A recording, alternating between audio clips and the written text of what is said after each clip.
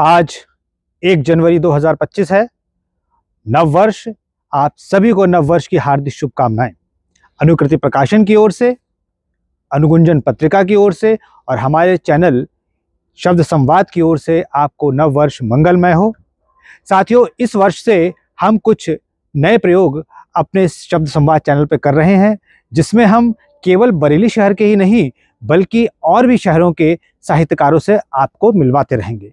एक विशेष बात मैं यहाँ कहना चाहता हूँ, यदि आपके शहर में कोई ऐसे साहित्यकार हैं जिनका बहुत अच्छा काम है, जिनकी पुस्तकें प्रकाशित हो चुकी हैं लेकिन उनको लोग कम जानते हैं, तो कृपया हमें सूचित करें, हमारे नंबरों पर हमें बताएं, जो नंबर आपको इस वीडियो में दिखाई दे रहे हैं, और हम उनसे समय लेकर के उनके घर जाकर के वीडियो रिकॉर्ड करेंगे।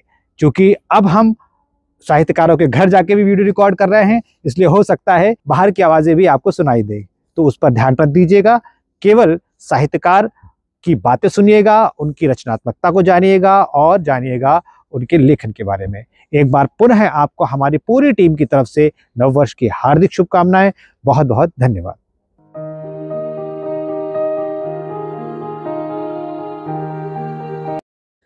नमस्कार साथियों, नए साल का पहला एपिसोड आपको नव वर्ष की शुभकामनाओं के साथ। और हम हैं आज गुलावटी बुलंदशहर में, जहां हम जिन साहित्यकार से आपकी भेंट कराने चाह रहे हैं वो केवल साहित्यकार ही नहीं, एक शिक्षाविद भी हैं, डिग्री कॉलेज के पूर्व प्राचार्य हैं और समाज सेवी भी हैं। मैं बात कर रहा हूं डॉक्टर देवकीनंदन शर्मा की, जो आज हमारे साथ हैं और शब्द संवाद में हमसे बातचीत करेंगे। आइए स्वागत करते हैं डॉक्टर देवकीनंदन शर्मा जी का। नमस्कार शर्मा जी। नमस्कार डॉक्टर रमेश जी। सबसे पहले तो आपको नव वर्ष की बहुत बहुत शुभकामनाएं। आपको भी बहुत बहुत शुभकामनाएं।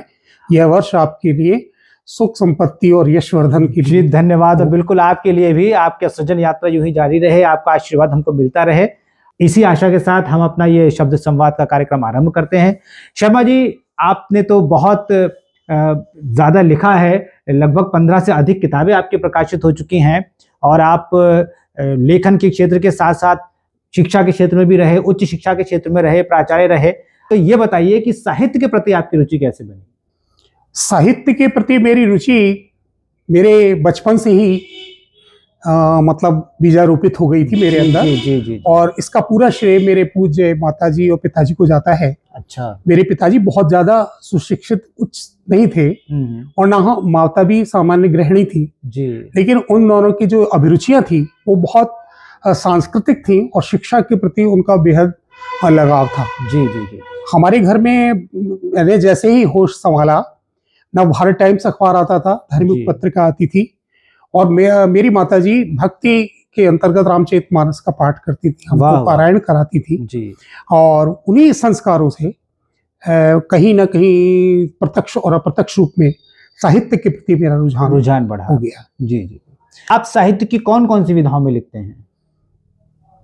मूलतः तो मेरी विधा समीक्षा रही शुरू में जी। लेकिन धीरे धीरे जब मैं लेखन में प्रवृत्त हुआ तो मैंने समीक्षात्मक लेखन के साथ स्वतंत्र रूप से ललित निबंधों का लेखन शुरू किया और संस्मरण उसके बाद मैंने लिखे जी। कविता के प्रति मेरा रुझान बाद में है।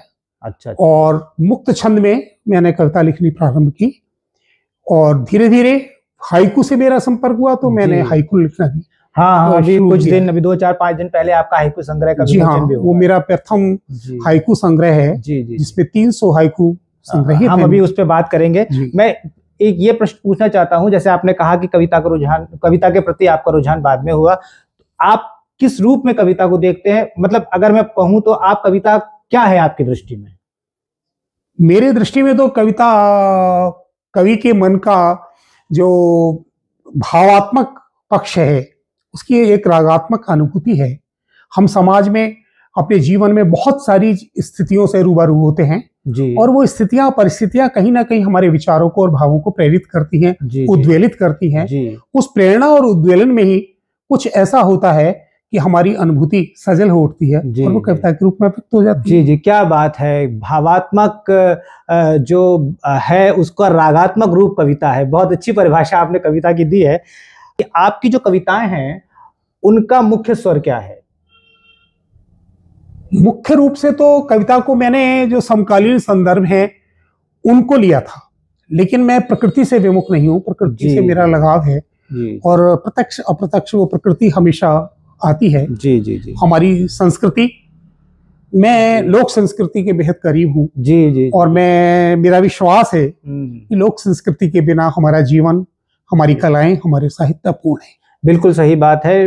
बहुत सच्ची बात आपने कही कि लोक संस्कृति के बिना हमारा जीवन अपूर्ण है, तो साहित्य और कलाएं सभी कुछ अपूर्ण ही है। बिल्कुल सच कहा आप। कविता लिखने के लिए, और ये प्रश्न मैं इसलिए पूछ रहा हूं कि आजकल के समय में 4, 6, 5, 10 पंक्तियां लिख करके लोग कवि समझने लगते हैं, तो ये मैं इसलिए पूछना चाह रहा हूं आपसे कि आप क्या मानते हैं, कविता लिखने के लिए क्या जरूरी है?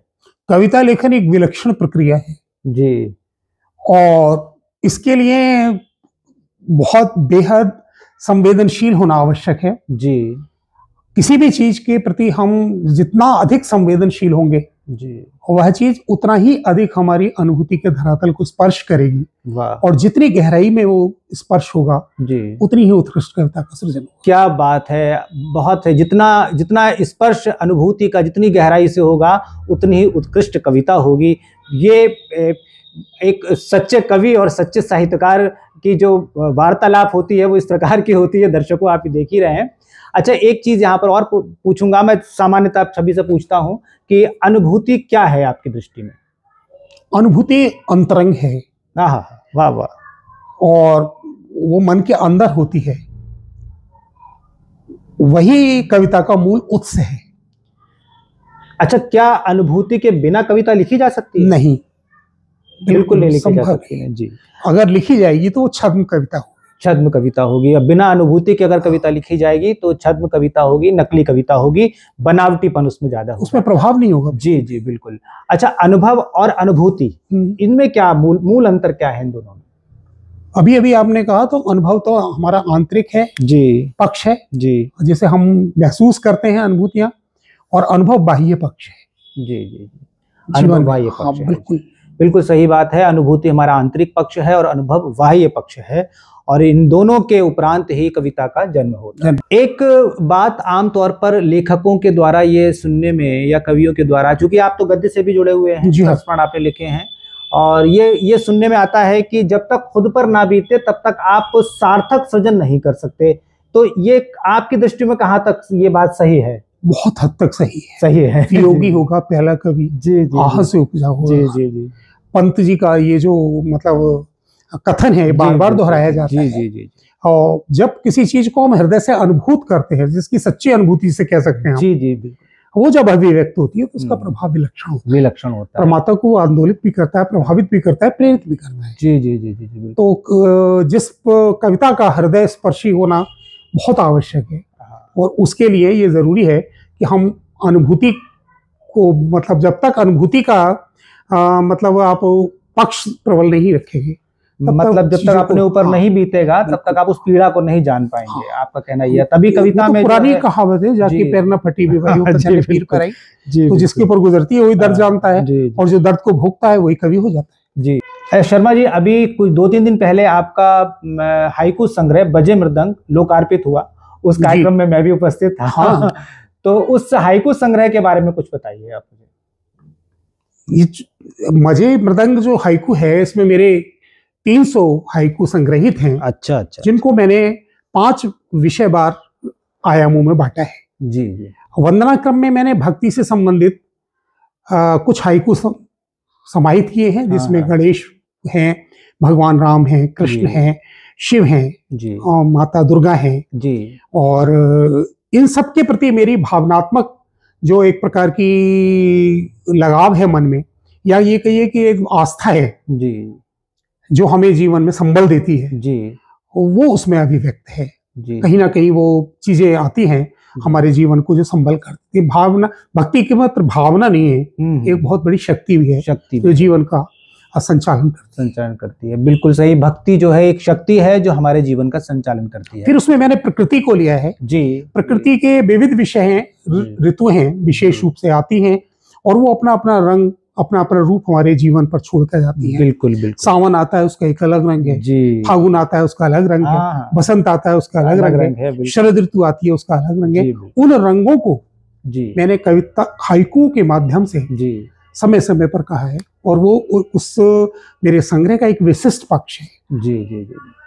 अच्छा, अच्छा, उसके तीसरे चरण में जी, फिर जी। पर्व हैं। हाँ हाँ मैं लोक जीवन से जुड़ा हुआ प्राणी हूँ, जी और बचपन से ही मुझे पर्वों के प्रति विशेष लगाव था। जी जी तो मैंने उसमें दिवाली, होली और शिवरात्रि, शरद पूर्णिमा जैसे पर्वों को लेकर के हाइकू का सृजन समय समय पर मैं करता रहा। जी। तो फिर वो उसमें सब संग्रहित हैं, और उन पर्वों के माध्यम से कहीं ना कहीं मेरे हाइकू भारतीय की लोक संस्कृति की विरासत को प्रस्तुत करते हैं। वाह वाह, क्या बात है। आपके हाइकू, बिल्कुल उस कार्यक्रम में भी ये चर्चा चल रही थी, और मैंने भी आपकी पुस्तक पढ़ी है, और उसमें भी ये तो मैंने देखा है कि लोक संस्कृति जो है आपके हाइकू में झलकती है।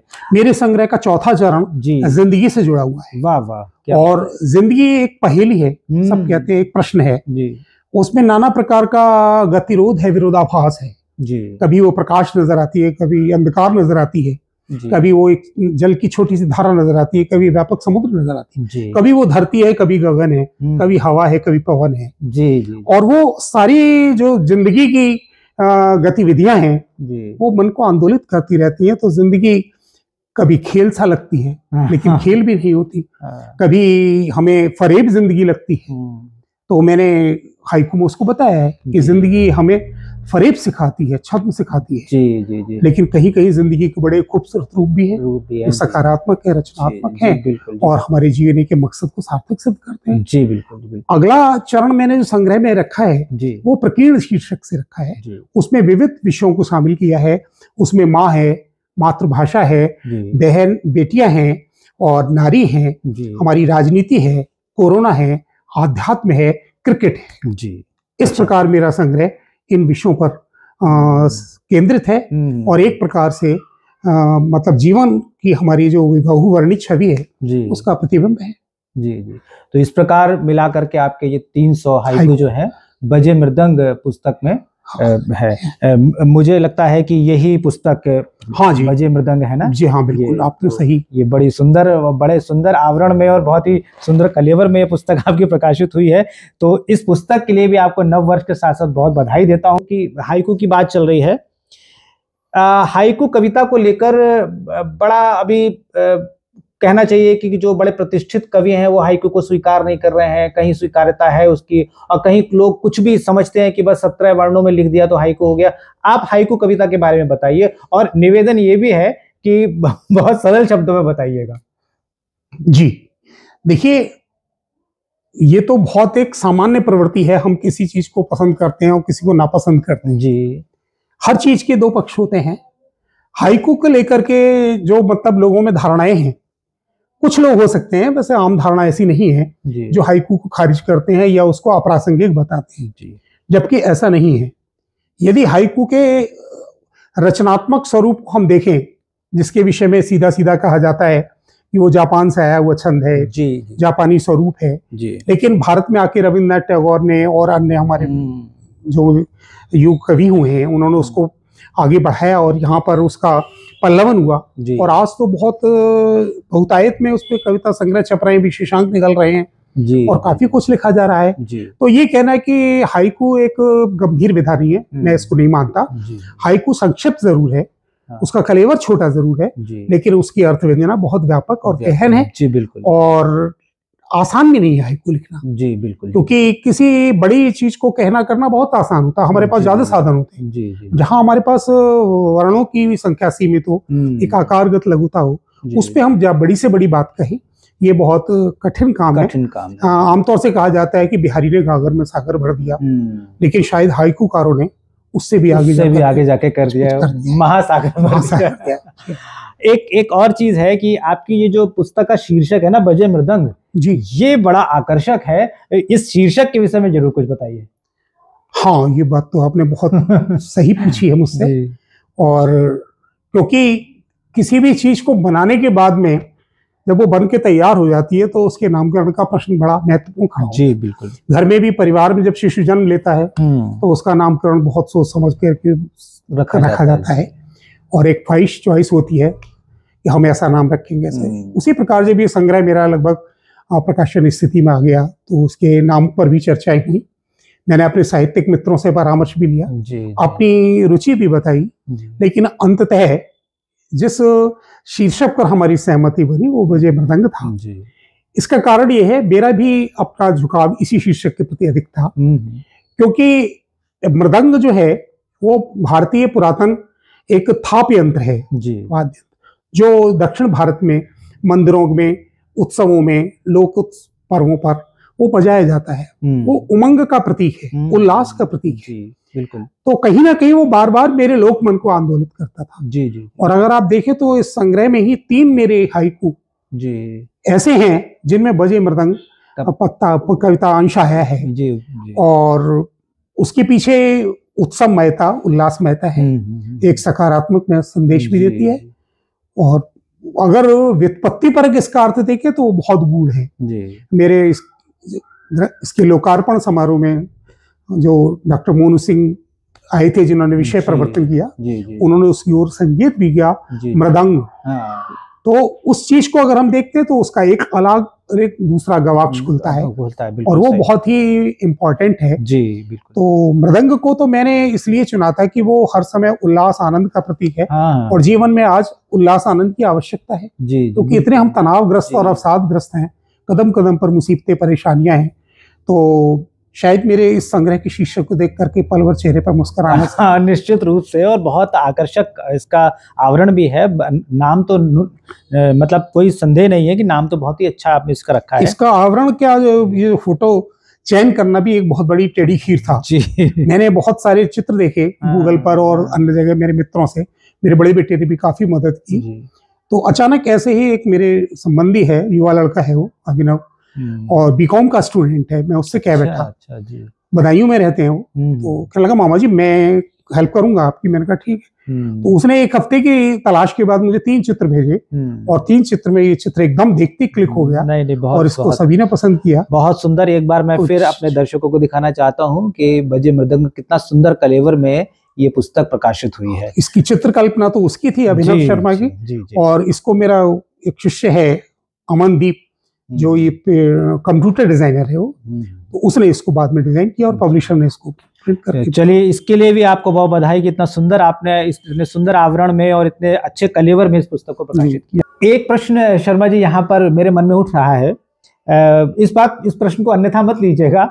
आजकल के समय में हाइकू संग्रह बहुत प्रकाशित हो रहे हैं, कई प्रतिष्ठित पत्रिकाओं के हाइकू विशेषांक निकल रहे हैं, और सोशल मीडिया पर भी हम हाइकू की बहुत सारे समूह बने हुए हैं, बहुत सारे हाइकू लोग लिख रहे हैं, आ रहे हैं। तो क्या ये हम माने कि ये समय जो है ये लघु विधाओं का आ चुका है? जी हाँ, बिल्कुल। अच्छा, लघु विधाओं का समय है। बिल्कुल। आजकल लघुता की ओर लोगों का ज्यादा रुझान। जी जी जी जी। हम छोटे लेख पढ़ना पसंद करते हैं, जी बिल्कुल, छोटी कहानियां पसंद करते हैं। और थोड़ा सा मैं प्रकरण हटा के बात करूं तो आज की जो नौजवान पीढ़ी है वो शॉर्ट्स पहनना पसंद करती है। तो हर चीज हमें 2 चीजें हमारे जीवन में ऐसी आ गई है, एक तो हमें तत्काल चाहिए हर चीज, और जितना समय हमारा बच सके तो वो सब चीजें हमारा ये जो, अगर काव्य यात्रा को देखें, महाकाव्य से शुरू हुआ, खंड काव्य लिखे गए, कांत काव्य लिखे गए, ध्वनि काव्य लिखे गए, चित्र काव्य आए, इतने प्रकार की विधाएं आती रही। गीतों का युग आया, गीतिका आई, क्षणिका आई, दोहे आए और गीतिकाएं आई। तो अगर देखें तो साहित्य का जो विकास क्रम है वो समय के अनुसार बदलता रहा, परिवर्तित होता रहा है। आज लघुता का युग है तो लघु कथाएं, लघु कहानियां लिखी जा रही है, लघु कविताएं लिखी जा रही हैं, और उनमें हाइकू भी लिखा जा रहा है।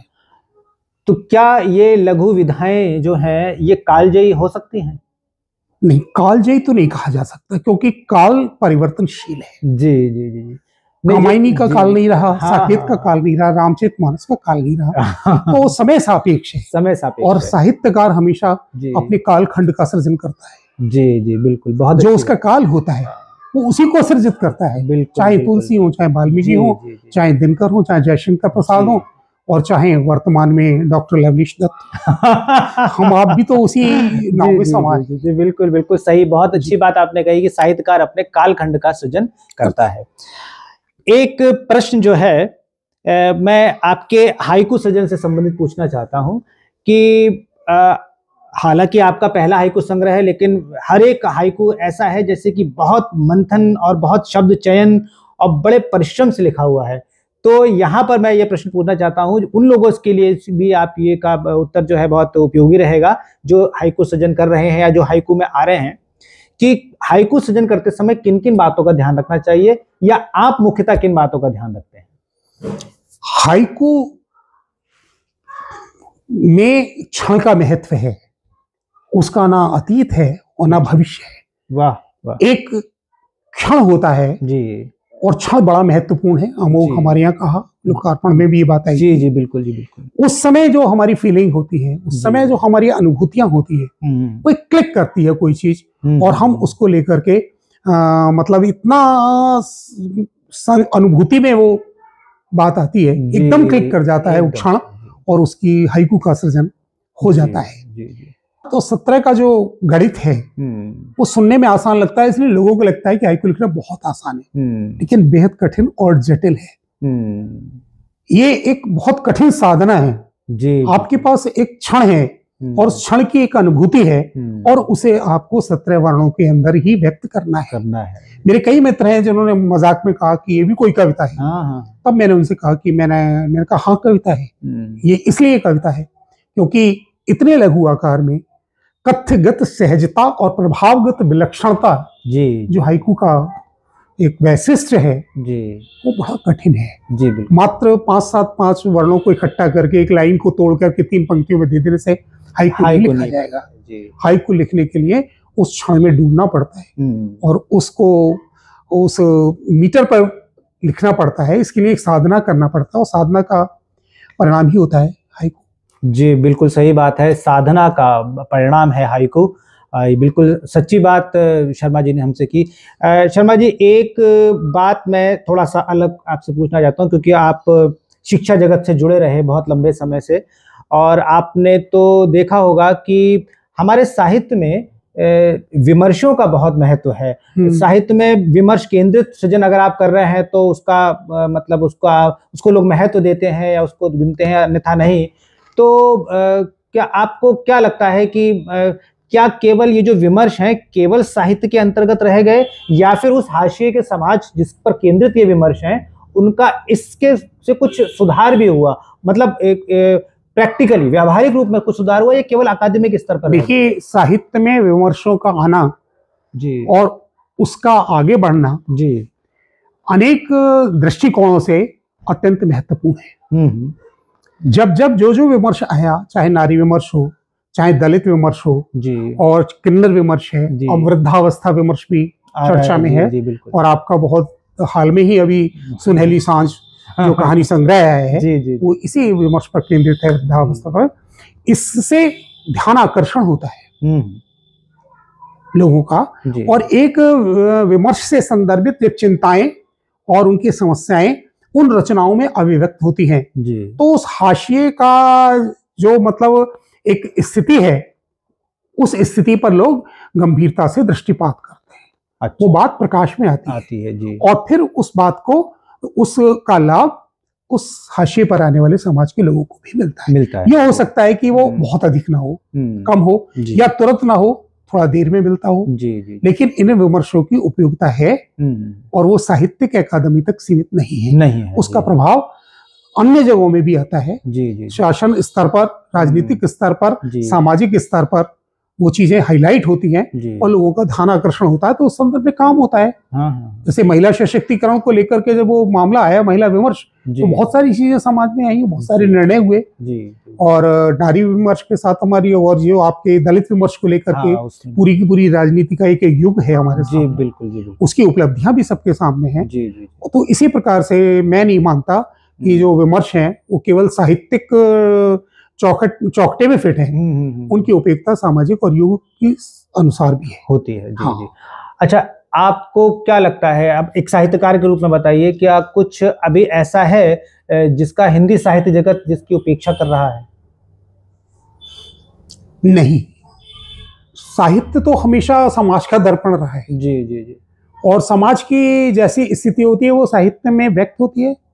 लेकिन कभी कभी साहित्य समाज से ही नहीं लेता, समाज भी साहित्य को सिखाता है। दोनों का आदान प्रदान जी जी बिल्कुल, इंटरचेंज है जी। हाँ, इसीलिए उसको दर्पण कहा गया है। इसीलिए आज भी हमारा जो वैश्वीकरण का युग कहला रहा है, जी जी, और हमारी जो सनातन कॉन्सेप्ट है वसुधैव कुटुंबकम का, जी, उन सब चीजों को अगर हम परिप्रेक्ष्य में रख करके देखें तो हर युग में ऐसे साहित्यकार हुए हैं, ऐसी कृतियों का सृजन हुआ है जी, जिन्होंने अपने युग को दिशा दी है, मार्गदर्शन दिया है, और लोगों ने बहुत कुछ सीखा है, और आज भी उसकी प्रेरणा लोग लेते हैं, उनका दृष्टांत देते हैं जी।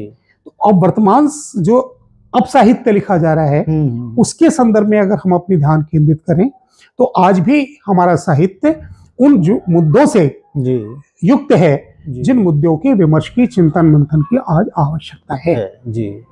ये कहा जा रहा है कि अब सीमित दायरों में रह करके ना तो जिया जा सकता है और ना ही साहित्य और कलाओं का सृजन होता है जी। गांधी जी ने भी कहा, तो बहुत पहले कहा था कि अपने घर की खिड़कियां खुली रखो ताकि बाहर का हवा हमारे अंदर आ सके, हम बाहर को एक्सचेंज ऑफ कल्चर, जी जी बिल्कुल, संस्कृति का विनिमय जी जी, और हमारा साहित्य ही कर रहा है। आज हम भारतीय साहित्य के बलबूते पर विश्व में अपनी धाक जमा रहे हैं जी जी बिल्कुल। कहते हैं हम विश्व गुरु थे और हम विश्व गुरु बनेंगे, तो किस बूते पे कहते हैं? क्योंकि हमारी साहित्यिक विरासत इतनी सशक्त है, इतनी प्रासंगिक है और इतनी कालजयी है कि वो आज भी हम भारत को गौरवान्वित की अनुभूति कराती है। गौरव जी जी जी। शर्मा जी, आपने बड़ी गंभीर चर्चा हमारे साथ की, हमारे साथ बातचीत की। समय की सीमा है और समय की मर्यादा का भी हमें पालन करना है, लेकिन मन तो कर रहा है कि आपसे भी और बातचीत की जाए। पर चलते चलते अभी आपका जो ये नया हाइकु संग्रह बजे मृदंग आया है, मैं चाहता हूं कि आप अपने कुछ जो आपके मन के निकट हैं जो हाइकु, वो कृपया आप कुछ हमारे दर्शकों को सुनाएं। गजलकार दुष्यंत जी की बातों को याद करते हुए कह रहा हूँ, वो गजल आपको सुनाता हूँ जिसे उड़ता भी चाहता हूँ जी। इस मेरे संग्रह का जो सबसे मतलब महत्वपूर्ण शीर्षक वो हाइकु मेरे दृष्टि में है जी, जो मेरे दिल के बहुत करीब है, उसको मैं सबसे पहले आपके सामने सुना रहा हूँ। स्वागत। दीप सी जले तिल तिल सुलगे अम्मा ना बुझे। क्या बात है, दीप सी जले तिल तिल सुलगे अम्मा ना बुझे, बहुत सुंदर। माँ मार्गदर्शक होती है, बिल्कुल, कष्ट और संघर्षों में रह करके परिवार और दायित्व की पूर्ति करती है जी जी, और वो कभी थकती नहीं है, हारती नहीं। बहुत शायद ये अनुभूति ही मेरे इसमें अभिव्यक्त हो पाई है जी जी जी। और आजकल सांप्रदाय धर्म के नाम पर बहुत सारी बातें हो रही हैं। मेरा तो हाइकू में सीधा सा मतलब एक कथन है या समाज के लिए संदेश भी हो सकता है। प्रभु है मेरा, प्रभु है मेरा जी, व्यर्थ है ये झमेला, व्यर्थ यह है झमेला, अल्लाह तेरा, अल्लाह तेरा। सही बात। जब तक कि तेरा मेरा होता रहेगा तब तक व्यर्थ है सारा हम जो दिखावा करते हैं या वो करते हैं जी। बिल्कुल जी बिल्कुल। एक पर्यावरण को लेकर के भी बहुत चर्चा होती है जी, और जीवन का आवश्यक अंग है। बिल्कुल बिल्कुल। उसकी रक्षा की बात होती है, उसको लिए बहुत सारे कार्यक्रम चलाए जा रहे हैं, लेकिन अगर हम इस समस्या के मर्म को नहीं समझेंगे तो इसका निदान इतना आसानी से संभव नहीं मिलेगा जी। हमें एक बात समझ लेनी चाहिए जिसे मैं हाइकू में कहने जा रहा हूं जी, मेहमा हम मालिक कुदरत समझे हम। क्या बात है, क्या बात। हमें इस तथ्य को समझना पड़ेगा बिल्कुल कि हम इस दुनिया में जी मेहमान बनकर आए। बिल्कुल। और मेहमानों को ये बिल्कुल अधिकार नहीं है कि वो जिसके घर में आए हैं उसके घर में कोई छेड़खानी करें, अपने आप को मालिक ना समझे, मेहमान हम मेहमान है। दर्शन है आपके इस हाइकु दर्शन जी हाँ। कुछ बातें प्रकृति से संबंधित भी करना चाहूंगा जी। बिल्कुल, क्योंकि प्रकृति तो बहुत हमारे इर्द गिर्द रहती है और हमेशा हमें कुछ ना कुछ समझाती भी है, सिखाती भी है जी। एक बार मुझे समुद्र को देखने का मौका मिला रूबरू जी जी दीव में, और वहां जब मैंने देखा कि समुद्र मेरे पैरों को छू करके लौट रहा है बार बार, तो मुझे जो वहां महसूस हुआ वो ये मेरा पहला हाइकू है। अच्छा अच्छा, अरे वाह। चिरौरी करें, चिरौरी करें सागर की लहरें, चिरौरी करें सागर की लहरें और ठहरे। चिरौरी करें सागर की लहरें, नन्ही नन्ही लहरें बार बार पैरों में अटखेलियां कर रही थी और लग रहा था जैसे बार बार कहती नहीं नहीं अभी मत जाओ, रुक जाओ। बसंत ऋतु आती है, उसकी खूबसूरती का, उसकी सौंदर्य का न जाने कितना चित्रण करते हैं। बिल्कुल। लेकिन मैंने अपने ही तरीके से हाइकू में बसंत को चित्रित करने का प्रयास किया है। प्रेम की डोर, जी, प्रेम की डोर कलाई पर बांधे वसंत की भोर। जब फागुन आता है तो एकदम मौसम अंगड़ाई लेता है और सब कुछ परिवर्तित हो जाता है और उसका प्रभाव हमारे मन पर पड़ता है। जी, मुझे लगता है कि फागुन जब आता है तो वो कुछ और भी करता है। जी, और क्या करता है देखिए मेरे इस हाइकू में। स्वागत। पढ़े गजल, पढ़े गजल हुड़दंगी फागुन, पढ़े गजल हुड़दंगी फागुन करे विकल। क्या बात है, क्या बात है। जब सावन आता है तो रिमझिम होती है बरसात जी, और उस समय का मौसम बिल्कुल अपने आप में अलग होता है। जी जी जी। मैं इस हाइकू में कहता हूं, झूमे बदरी, झूमे बदरी अलमस्त सावन, अलमस्त सावन गावे कजरी। क्या बात है, क्या बात है, बहुत सुंदर। विभिन्न विषयों पर बात होती है।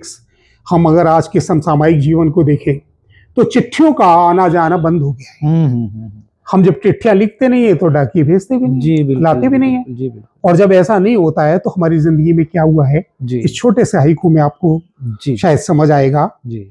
अब डाकिये नहीं लाते चिट्ठियां, अब डाकिये नहीं लाते चिट्ठियां, बड़े हाशिए। क्या बात है, अब डाकिये नहीं लाते चिट्ठियां, बड़े हाशिए। बहुत सुंदर। मैं चाहता हूं कि आप वो हाइकू जरूर सुनाएं जिसमें बजे मृदंग का जिक्र आया है। अच्छा अच्छा अच्छा। आपने अभी अभी कहा कि बजे, ऐसे मैं आपको हाइकू प्रस्तुत करूं जो इसमें ये शीर्षक आया हो, प्रयोग हुआ हो। जी जी जी। मैं बताना चाहता हूं डॉक्टर साहब कि इसमें 3 मेरे हाइकू ऐसे हैं जिसके अंदर ये शीर्षक आया है। जी, सुनाइए। फागुन का केंद्रित शीर्षक है पहला। जी जी जी। चढ़े तरंग लगे बाबा देवर।